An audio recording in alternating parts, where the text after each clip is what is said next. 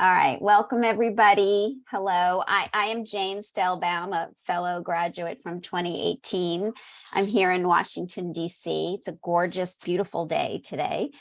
And so today is one of our monthly peer-to-peer meetings. We're so glad you're here. And we're going to hear on two very important topics that I think we're kind of uniquely positioned for. So each one of us in some capacity works in the care of service and others, and whether that's professionally or personally. And in doing so, our words and our actions matter. And sometimes even with the best of intentions, something that we say or we do can be triggering.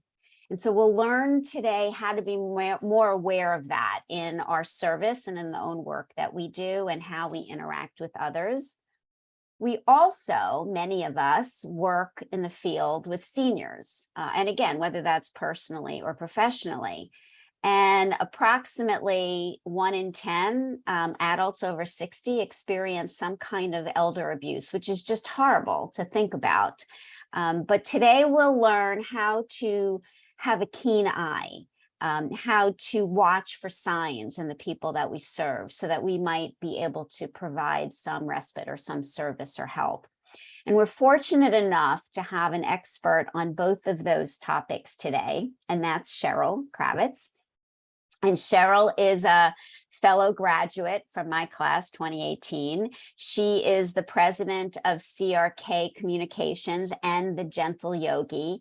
She's respected nationally. She's got a national reputation for her expertise in motivational speaking, media relations, writing, diversity training, and issues management. She's an award-winning journalist. She writes for national and local magazines, newspapers, and broadcast. She's a yoga teacher with additional certification in trauma survivors. And she has received over 40 local and national honors for her accomplishments in all of these areas. Plus, I'll say she's a lot of fun, and she's a big part of planning these P2P sessions, and we're really lucky to have her. And so I'm going to hand it over to her in a moment. But let me tell you how today will go. Cheryl will present on her first topic, which is on words and triggers. And then we'll stop and we'll do a Q&A on that. So feel free to put your questions in the chat. I'll keep my eye on those. And then once we do a Q&A on that, she'll present on her second topic, which is elder abuse. And then we'll do the same. We'll allow some time for Q&A and a final wrap up. And we'll have a couple quick announcements at the end. So hang in there with us. I think this is going to be very informative and very useful for the work we all do. And I'm going to go ahead and share the screen for Cheryl, and we'll get started on the first topic. So give me one sec.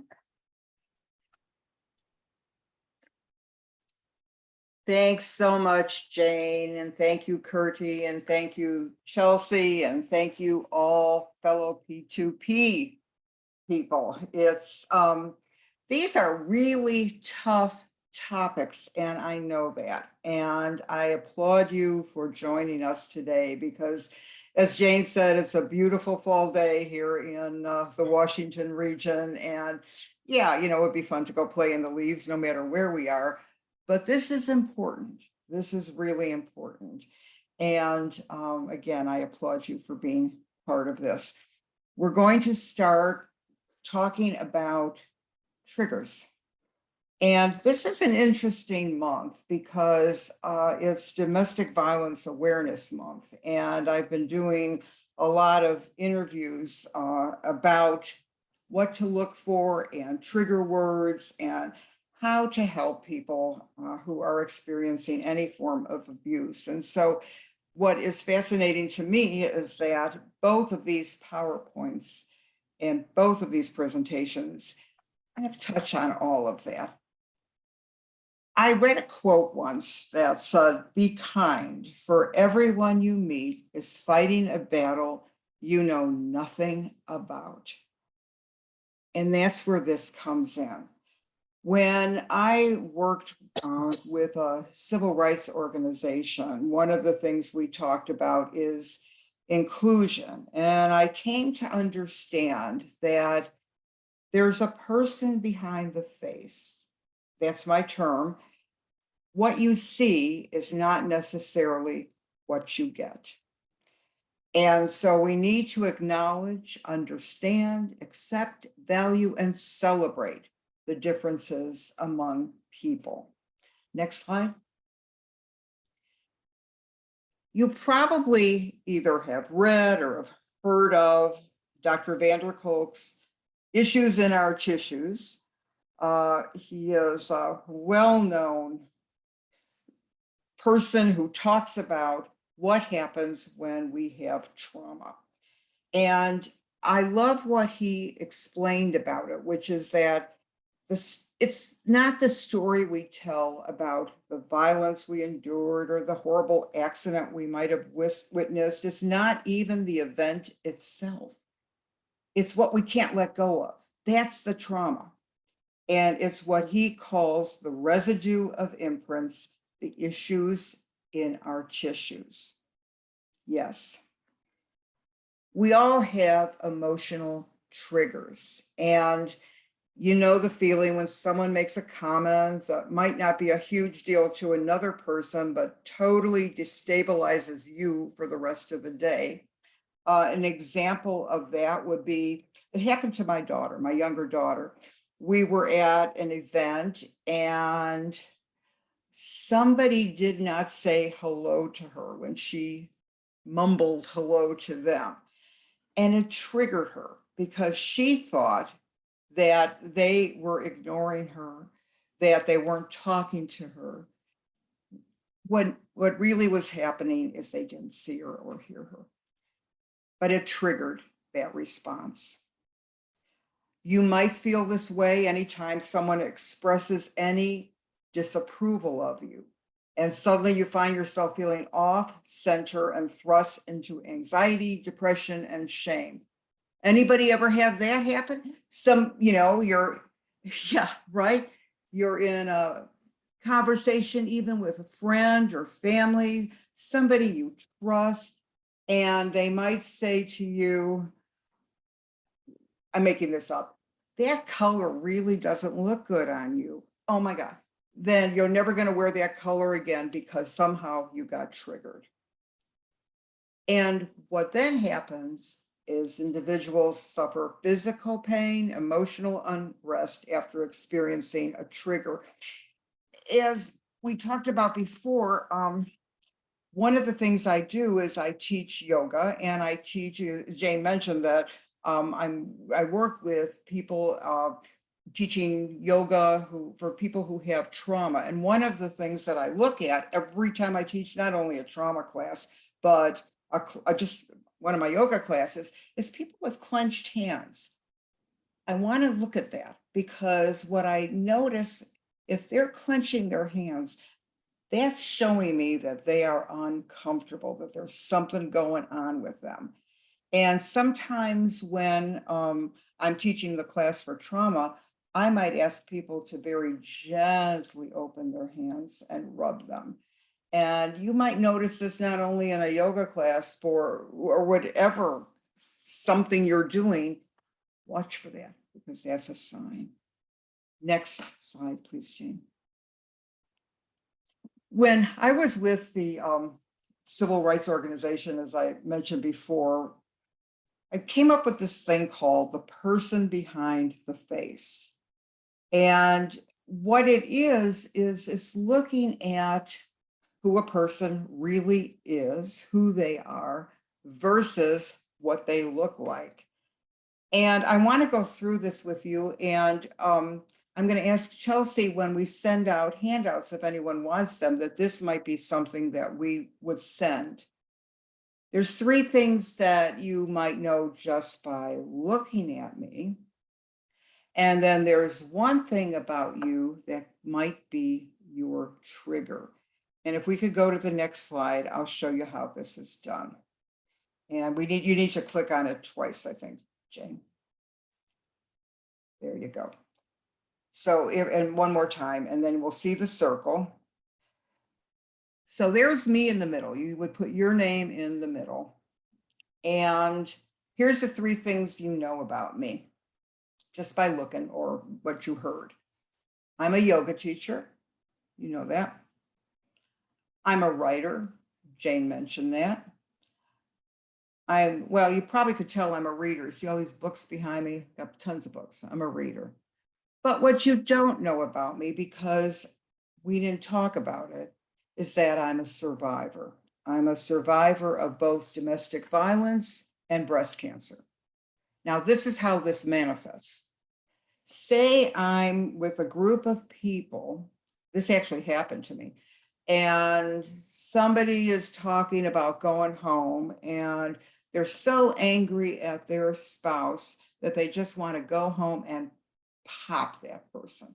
I just want to go punch him. Now, for anybody in the group who has not experienced abuse, they might laugh it off or maybe just let it pass by. For me, that has triggered a response. And I'm trying to hold it together because I know that when I got home long ago, somebody did, in fact, punch me. I'm not saying we have to look at every single word that we say or every single thing that we do, but there are things that trigger and things that you might not know about another person. Here's another example. When I was at my husband's high school reunion, we were sitting at a table. I actually wrote about this. This is a little diversion. And I called it A Spy in the Land of Prejudice. That was the name of my article. And the reason was this, because we looked like everybody at the table with us. Caucasian, you know, all this stuff, same age as they were, they lived in the same community. What they didn't know about us is that our younger daughter is Latina. We adopted her from South America. She's brown and an immigrant. And somebody at that table made disparaging remarks about the Hispanic population, not realizing that's our kid, man. What are you doing? And so that became the trigger. And you all know that there are hot buttons for a lot of people. And we just need to make sure that when we're talking, you don't know you're a spy in the land of prejudice sometimes. Next slide. One of the important things is to recognize your own triggers and realize, as I said, that the person behind the face of every single person that you meet has their own trigger words. Can be really challenging to identify what your triggers are, but that process of getting to know and understand them can help us heal and learn how to cope better in response. I kind of wished I had said something at the time. I didn't, we just left, but nowadays I probably would say something. When we're growing up, we experience pain or suffering that we could not acknowledge or deal with sufficiently at the time. Another example, we're Jewish. I was brought up in a neighborhood where everybody was Christian. There was a lot of anti-Semitism. And that is, as van der Kolk said, deep in my tissues. The issues are in my tissues, and that is something that could trigger me. Because as adults, we typically become triggered by experiences that are reminiscent of those feelings. And one of the things that happens is we have different ways of response. And it's important for each one of us as we move forward in our lives to recognize our own triggers and consider what those origins are. Next slide. There are some principles to remember. And, you know, this is not a whole politically correct and don't, you know, it's not that, it's common sense. Common sense. Put people first. Focus on the person, not their characteristics. What are they telling you about themselves? Who are they? It's the person behind the face. We're so much more than how we're described. And putting people first keeps the individual as that essential element. Only mention those characteristics if it's relevant to the discussion. So if I'm teaching a class, I'm trying to think about racism, and the group is made up of people of all races, or all races, religions, cultures. I ask at the beginning, is there anything you want us to know that is about you or could be hurtful for you? Because once you open the door in a non-threatening way, it helps. Use universal phrases. When we adopted our daughter, we went to Paraguay to bring her home. And imagine idioms from country to country. That's one of these examples. You say, you're doing a great job, go hit it out of the park. Huh? If I said that to somebody, what are you even talking about? Because that is something that is purely from the United States, usually, instead of saying something like, I believe in you, I know you're going to do a good job. And recognize the impact of mental health language. It makes me so upset when I hear particularly teenagers say something like, oh, what a retard. You've heard that. We have to avoid those kind of labels, that kind of language. I'll use one of my relatives as an example who has learning differences. Imagine that person in a room and somebody saying, retard, and what that will do, the impact that that will have on that individual. Next slide.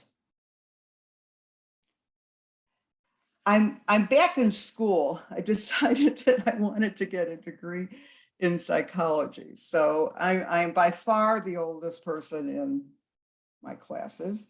And one of the things that we're studying is gender neutral and inclusive language.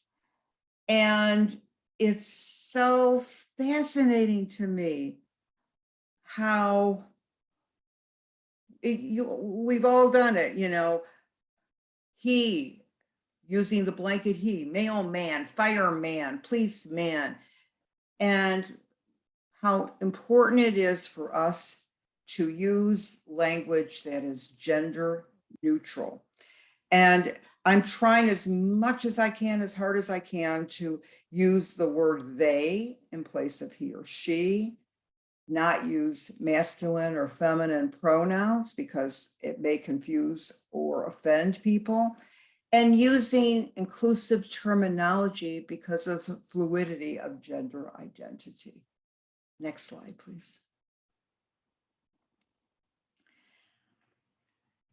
How many here are yoga teachers or teachers? Okay. You know, there's tips that I think we need to keep in mind when we teach. PTSD, post-traumatic stress, and I should have removed this. We don't use the word disorder anymore, so it's PTS, varies with a wide array of symptoms that can range from emotional distance and social avoidance to violent or self-destructive outbursts.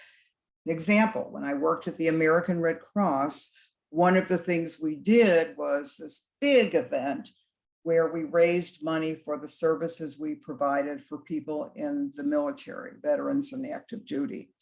And one year, they wanted to do a pyrotechnic display as part of the event. I'm like, hold it, hold it, hold it. Some of these individuals were active duty. What do you think's going to happen if the lights go out and there's this sound and lights flashing, it's going to throw somebody into PTSD. I can guarantee it. Touching students, I'm pretty sure we've all moved beyond that, giving assists in a yoga class, but possibly not. And I know at one of the studios where I work, if we're in the studio versus Zoom, one of the things we do is put a little card at the front of each student's mat to let the teacher know if they want to be touched or not. I was once in a class with a guest instructor who kept coming up to me and saying, your knee is not right. Your knee is not right. You've got to do this right. Not realizing that I had been in this horrible accident a couple of years earlier and had a full knee replacement because of that accident. And I tried to tell this person that, and that person did not listen. You know, people do their best, and that's important for all of us to recognize. Slow-paced verbal skills can go so far in maintaining safety and rescuing a student from potential injury with gesture or touch. If they aren't responding to verbal cues, might have to be an exception. And you can read the class. I know you all can. Next slide. Few more tips. There may be a reason for an individual choosing to practice toward the back of the classroom. One thing that I have found when I teach, particularly in the trauma classes, is that my students should be facing the door. They need to know who's walking in that room if somebody's walking in that room, because many of them are survivors of domestic violence. And how scary is it to hear a door open and shut when you don't know who's coming in? Some don't want to let anybody see them in a downward dog or a forward fold or child's pose, because that can be a trigger for rape and abuse victims, as can straps. You know, I use straps in many of my classes, and that can be a trigger for rape and abuse victims or IV drug users. So it's important, if you're using straps in your class, to demonstrate what they're using for and give the students an option whether or not they want to use them. Closing the eyes. Okay, we all love Shavasana, right? However, or when we're settling. However, again, this happens a lot with victims of abuse, but others too. If you say, close your eyes, keep them shut, not you personally, you individual says that, I need to know what's going on, because hypervigilance is typical for a person suffering from PTSD. So you say, you know, soften your gaze, calm your eyes if you want to, or keep your eyes wide open. It's perfectly fine. Next slide. Ask. That's all you need to do, is ask. Ask if you're not sure. Inclusive language is very nuanced. And what I have learned through the years is that there's no shame in asking. Are you okay with this? What somebody's name might not be pronounceable. Maybe they come from another country and you don't know how to pronounce their name. Instead of just standing in front of them and talking, anybody ever do that? I used to, yeah. Don't do that. Ask them, I'm not sure how to pronounce your name and I want to get it right for you. You see them and ask them how it's done. Next. There's this great quote, another great quote from Ram Dass. We're all just walking each other home. We're all just walking each other home. We're in this together. Thanks, Jane. We can open for questions. Thank you. Let me unmute. All right. Thank you, Cheryl. So if anybody does have any questions, go ahead and put them in the chat.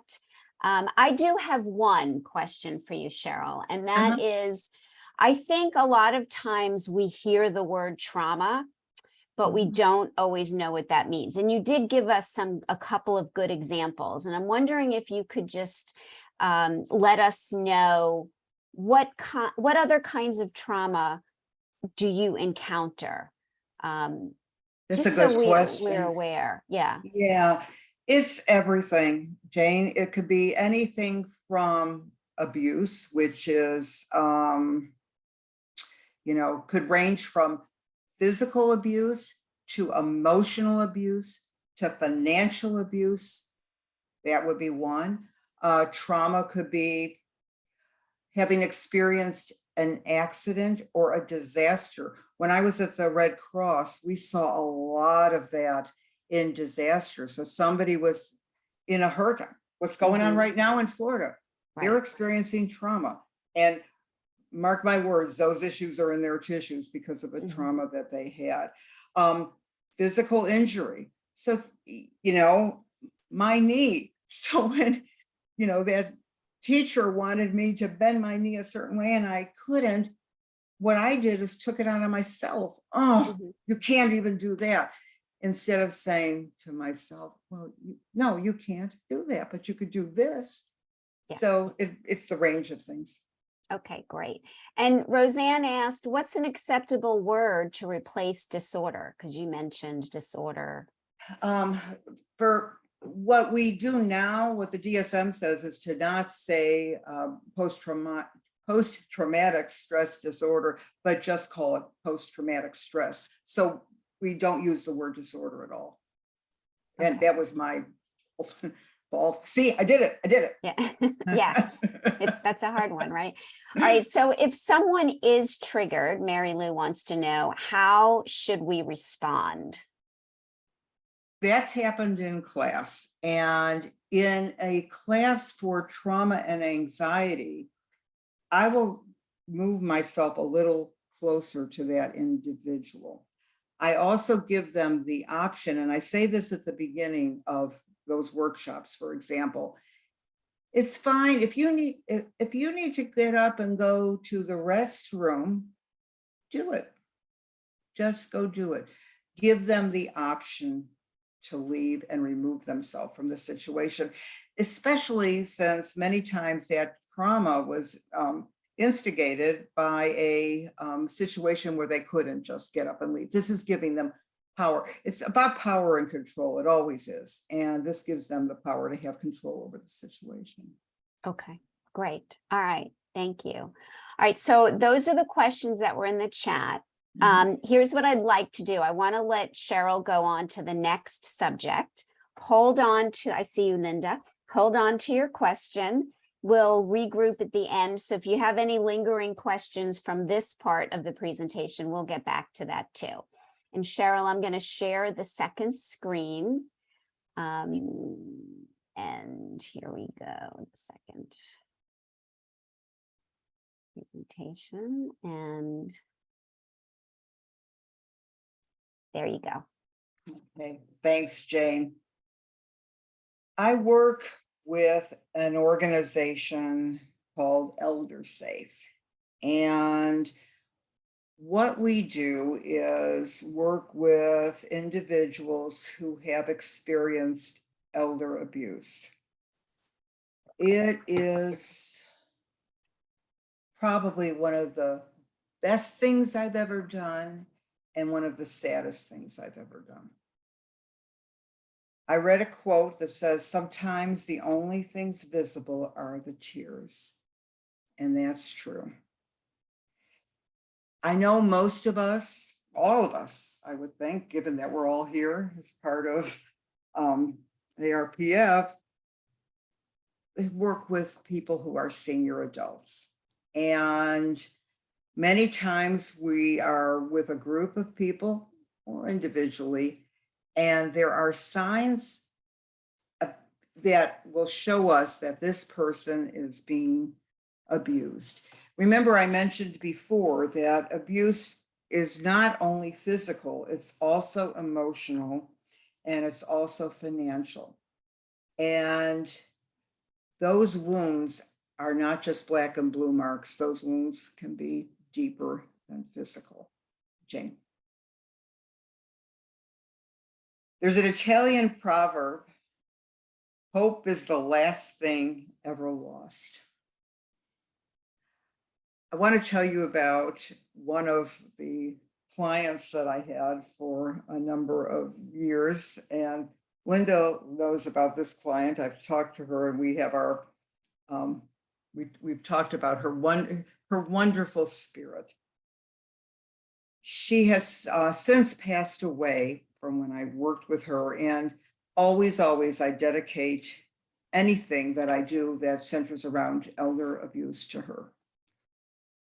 She was badly beaten. And her abuser were her husband and her daughter. She lost her sight. She couldn't walk and could barely speak. Didn't allow anyone to touch her. Of all the clients I've worked with, she was probably the hardest, the most poignant, and the one I love the most. When they first introduced me to her, she was in her wheelchair and she was screaming for her abuser. She wanted to know where this person was. So we had to start very slowly. I asked them if there were any triggers that I should know about. For instance, a name. Oh, her daughter, the daughter who was abusing her, her name was Cheryl. So I said, well, then we're going to have to say, my name is Mrs. Kravitz. Well, she couldn't quite pronounce it. I said, you know, as I said, she had difficulty speaking. So she would call me Mrs. Jezish. And I knew who she was talking, you know, hello, Mrs. Jezish. And hi. I figured that the way to reach her, and this might be true of some of the, actually some seniors that you work with who already are experiencing symptoms of Alzheimer's. I developed a program using songs, in her case, from when she was young. And these were both Broadway show tunes and nursery rhymes. And an example of that would be, we would sing Happy Birthday. By this time, she would let me hold her hands. Sing Happy Birthday to my dog. And then we'd blow out the candles. And that blowing out the candles was a way to start her yoga breathing. And she loved that. And we would start every session blowing out the candles. She, as I said, was blind, part of what happened in the abuse. And she would, when I would get to the place where she was, the Hebrew home, she would listen for my footsteps and my voice. And hello, Mrs. Jevish. And then one day she said, I love yogurt. I thought, yes, you do. Yes, you do. She couldn't pronounce yoga, but she knew yogurt. And from that day forward, we always called it her yogurt class. And again, I really miss her. Next slide. So there are 3 types of elder abuse, and there's an amendment to the 1987 Older Americans Act that identifies those 3 types of abuse. Domestic elder abuse usually takes place in the older adult's home. That's what happened to her. Or it may take place in the home of a caregiver. The abuser, unfortunately, as it was in her case, is often a relative, a close friend, or a paid companion, somebody that they trust, Institutional abuse, and you know, we've all heard these news stories about abuse that happens in nursing homes, foster homes, assisted living facilities, and the abuser is paid or contracted to take care of that older adult. And that's why it is really important to practice due diligence when a senior is placed in one of these facilities. And then there's self-neglect. And this is the behavior of an older adult that threatens their own health or safety. For example, they refuse to eat, don't drink water, don't bathe, and just do not take care of themselves. And many times this happens with individuals who have Alzheimer's or other forms of dementia, but sometimes this just happens because the person doesn't care anymore. Next slide. Forms of abuse. Again, it's not just physical abuse, and any kind of abuse is all about power and control. It's an individual who has power over whomever the victim is and is able to control them, however, whatever form that takes. Name calling, emotional or psychological abuse, name calling, threats, intimidation, humiliation. You're so stupid. You don't know how to do this. You don't know how to do that. If you don't do it this way, I'm going to do whatever to you. It's really scary, particularly if that individual is dependent on whomever the abuser is. Neglect. I'm working with someone right now who was taken away from the house that they were living in with their relatives because those relatives were not providing food, clothing, personal shelter. This person sometimes would be sitting on the porch, not knowing what to do. Or another example is the family or friends not paying the nursing home or assisted living costs, even though they're legally responsible to do so. Where's that person going to go? Abandonment. Abandonment. You don't feel like it anymore. So mom, take care of yourself, even though maybe it's not illegal, but it's a moral responsibility to be there for whomever that senior is. And illegal or improper use of funds, property, or assets. There's another person I'm working with, and this is an interesting case. This person only speaks Spanish. Her children, I think there were 4 or 5 adult children, forged her signature, took all her money. Finally, one of her daughters, who was not living in this area, found out what was happening and reported the family. And this individual is now in one of the shelters that we provide. Because she only speaks Spanish, it became even an added layer of what can we do to help. The place where I'm working was able to assign a translator to work with me and her, and we're able now to at least do yoga so that she can relax and breathe and begin to feel good about herself. And it's become a big court case because these kids took all her money. Next slide, Jean. The signs of physical abuse. There are signs, and this is not just for seniors. I was talking to someone prior to coming on here, and one of the things that we need to know, there are markers, there are signs that someone is being physically abused, physically not cared for, and we recognize them if we choose to look. And unfortunately, sometimes it's hard to see. It's hard to see. These include bruises, black eyes, welts, lacerations, and unfortunately, rope marks, cuts, punctures, untreated injuries in various stages of healing. With the woman I told you about yogurt, you could see the black and blue rope marks because she had been tied up.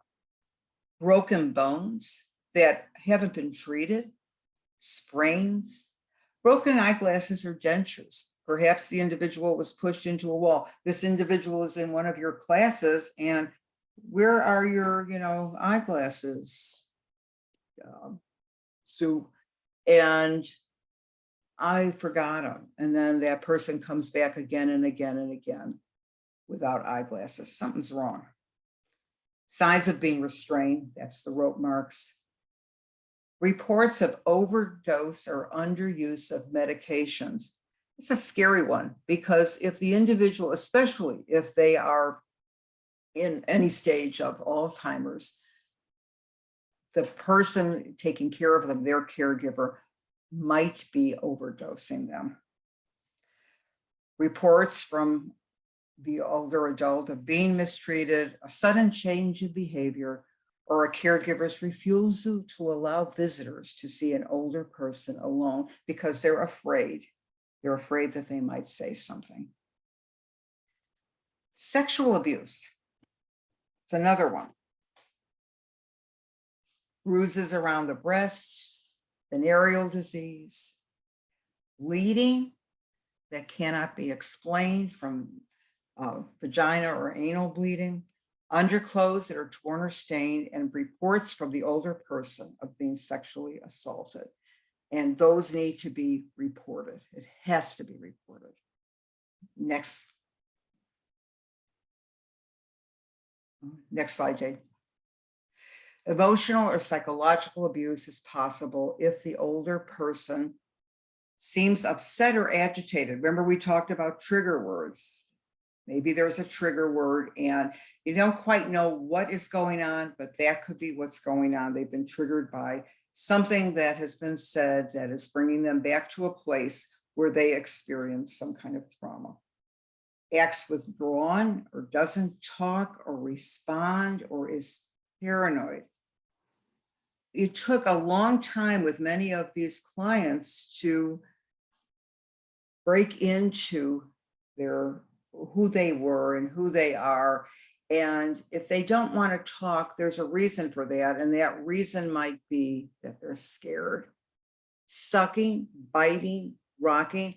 Many of us have seen that, if we're teaching and somebody is not paying attention and is sitting there and maybe, whatever, or, literally sucking a thumb, biting a hand, rocking back and forth. Those are signs. And then the last one, and that's a hard one, reporting to you that they're being verbally or emotionally mistreated. Signs of neglect. We have to be, again, due diligence about seeing these things. And you can tell if somebody is dehydrated, malnourished, untreated health problems. I've seen people with, there was one woman who had literally rat bites on her. And, oh dear. And that's because she was being locked away. And in a place where the rodent problem was not being taken care of, and they didn't really care about what was happening to her. Poor personal hygiene, unsafe or dirty living conditions. You hear a report, or leaving an older person at a public location. I heard about one, this didn't actually happen to me, but I heard about one where the family left this woman at a shopping center, left her sitting outside, and didn't come and pick her up. And finally, somebody reported it to the police. Next. Financial abuse, going back to the person that I told you about. You might hear about this from somebody else. And again, if you don't witness it yourself, but somebody comes to tell you about it, pay attention. There are a number of pieces of evidence, unpaid bills. Bills are adding up. And, you hear from another relative, this is what happened to that woman that I was telling you about. How come her bills are not being paid? What's going on here? Well, that's because all the money was taken. Evidence of the older person's signature being forged. That happens quite a bit, and that's what happened with this woman. Sudden appearance of relatives who have not been involved before. That there was, it almost sounds like an Agatha Christie story, right? You know, these people who show up for the reading of the will. Who is this? They show up because they want to do something not good to get a hold of that money. Payment for services that aren't needed. They make up places for the money to go. And reports from the older person, and that it takes a lot of bravery to say they are being financially abused. Domestic violence is so tragic, and many abuse cases started when that individual was very young and for whatever reason was not able to leave the relationship. They didn't want to go because they didn't know where they could go. And so the abuse is carried on, often by their adult children, but many times by a spouse. And one marker to look for is social isolation, where caregivers and family members isolate that person. I haven't seen, whomever for so long. I wonder why. I wonder what's going on. And sometimes you just have to check on it. And it takes a lot to be a caring, an advocate for whoever that individual is, possibly someone you don't know. Next slide.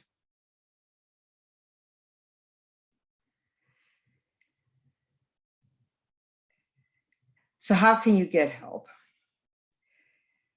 It's hard to make that call. It's really hard to make that call. And there are adult protection services, wherever state you're in. You can call an elder care locator. The number is on there. Look for adult protection services in your state. The call can be anonymous. You don't have to tell them, but you can ask who you are, but you can let them know that you want this individual to be checked on because you're concerned that something odd is going on and you want to make sure that that person is okay. It's the same principle that applies when you suspect any kind of abuse, that it's hard to be, for better, a whistleblower. It's hard to do that, but sometimes it's between life and death that you're the person that goes ahead and does it. Cheryl, I think we're at the end of our time. I want to give a okay. little bit of time for some questions. Okay. If that's okay, I'll stop Sure, of sharing. I course. think you're pretty much at the end anyway, right? I am. Okay. I am. Okay. I am. All right. All right. So if anybody has any questions or any comments or shared experience on any of these issues that you would like to share, please do. Here's a question from Mary Lou. Can Elder Safe step in if APS has been called several times, but nothing is happening and the person who needs help is getting worse? Yeah, absolutely. If there is the Elder Safe that I work with is here in Maryland, but if there is an organization like Elder Safe in the community where you live, absolutely, because what they will do is work with you or whomever to get somebody to go visit the person who is in the home or being taken care of. Yes, it's better to make the call. And I'm curious if anybody in this session has had concerns about somebody that they've worked with or somebody personal.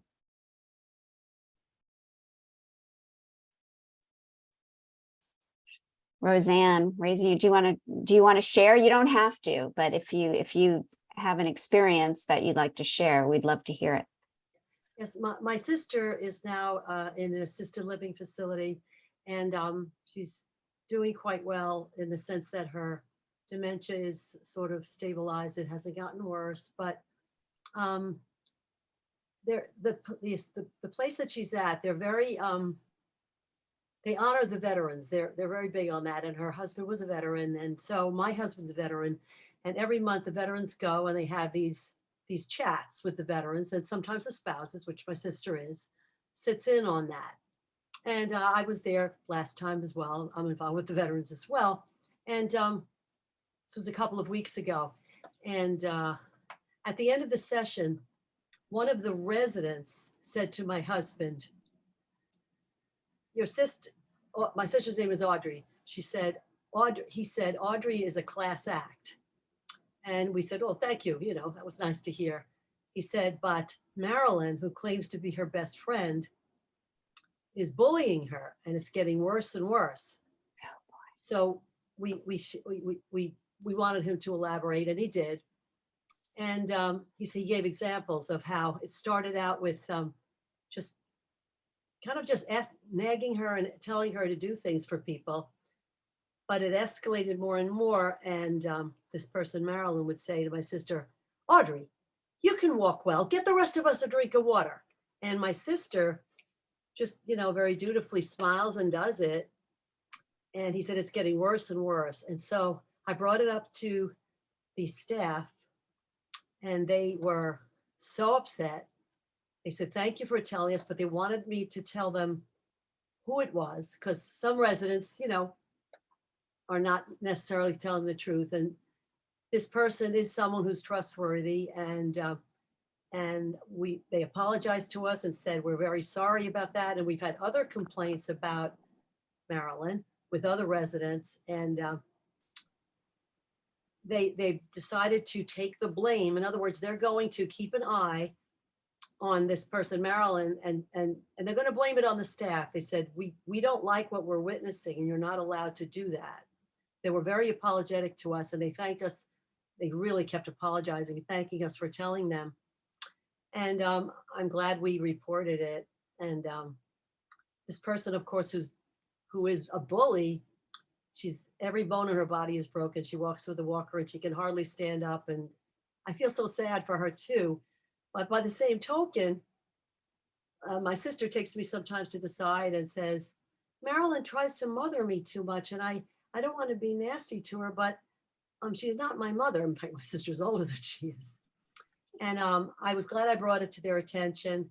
And I do expect them to follow up on that. This just happened, so I'll have to see. And I have a good feeling about this assisted living she's in. And I've heard so many good things about it. She's only there a year, but I'm glad I brought it to their attention, because the last thing I want is to have her, I feel so responsible for taking her out of her home. She had to be. I was getting ill that I couldn't even go visit her and take care of her.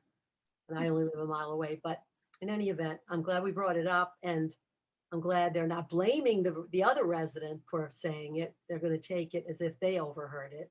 Mm-hmm. And I guess that's just what I wanted to say. Good for you, because, one of the things, unfortunately, that happens is people don't want to get involved. And, what could have happened is, if you hadn't done that, perhaps maybe she would not do this to your sister anymore, and then bullies are bullies. And if she was done with your sister, she might have gone to somebody else. So good for you. Yeah. So good for you. Good for you. Thank you for doing that. Thank you. Linda, did you have a question from before that you wanted to ask, or something to share? I did, but I think I'd rather address this area of interest. I am keenly aware of medical abuse, and I'm going to bring it up impersonally, but it's a personal story. And I'm just going to sort of get to the point. I believe that physicians take advantage of the fragility and intellectual insecurities of older people. I'm talking about a 90-year-old woman who is not being bullied by an oncologist and a cardiologist, but was being pressured to take care of a situation immediately that required an enormous amount of testing. And just to make a long story short, I ended up speaking with the oncologist involved, who ended up saying to me, I'm so glad you called. I will sleep better knowing that this person is not going to have the procedure. I said, well, that's very interesting. And he went on to explain to me that sometimes when an elder receives a surgical procedure that hasn't been properly vetted, that they can be arrested for fraud. And he said to me, assault and battery. And I said to him, it sounds like that you are talking to me about elder abuse. And he said to me, I will speak to the cardiologist about this. So I think that it's meaningful for all of us, whether it's a client or a family member or a friend or a spouse, to be able to question the intensity of medical advice, because as people are older, they put so much faith in their doctors. Power and control. The abuse, Yeah. power and control, and the abuse that I observed, and the candor that I heard from this one doctor was just really very telling. And so I just wanted to bring that up because I see it and I hear it more and more. I have a question, Linda. Yes. How did it feel for you to be an advocate? What was that like for you? All right, I've been teaching medical advocacy recently, and I've had to do it for more than one person. It felt marvelous. I had my script. I had sent to the individual involved letters to have in her physician's folders. I said, please give a copy of this to the cardiologist and to the oncologist and keep a copy yourself. And we need answers to these very basic questions. And I got a lot of pushback. And it was, I believe that I received a telephone call from the oncologist because they knew what was happening was wrong. So for me, the answer to your question was, it was extraordinarily satisfying and gratifying. And had I not gotten the phone call, I would have, become his assistant's best friend and called every day until I finally got a call. Yeah. Good for you, both of you. Linda. But yes. I do believe I think people need to be taught how to advocate. Yeah, I agree. It's great you're doing that. Yeah. And sometimes, you're not asking for yourself personally, you're trying to help another human being, although asking for yourself personally is important too. But we all need to just step in. We're all walking each other home. Right. Thank you. Thank you, everybody, for sharing your stories and for your good questions. Thank you, Cheryl, for sharing your expertise. That is what these peer-to-peer sessions are about. We learn from one another. I think they're a really important part of our ongoing education. I appreciate you for being here. And I'm going to just pass it over to Kirti for another mention about the symposium coming up, because it's going to be fabulous. I will be there. I can't wait. I can't wait either. Thank you all. Thank you, Cheryl and Jane, for being so naturally wonderful and smooth. And to all of you for participating. And we are planning the 2023 calendar of P2Ps. So keep it in mind. If there's something that you want to present about, email us, email Chelsea, and we'll take it from there. We want to hear from everyone. We want to share because we have a wealth of knowledge and information that we can share with each other. And Chelsea, you're in the background. Thank you again. Thank you, Chelsea, for everything. Always making things run well. Thanks, everyone. Thank you, Jane. Thank you, Kirti. Thank you, Chelsea. Really appreciate. I look forward to seeing you next Saturday at the symposium. It'll be a really wonderful, wonderful experience. So have a wonderful evening, and we'll see you soon in any way. Bye-bye, everyone.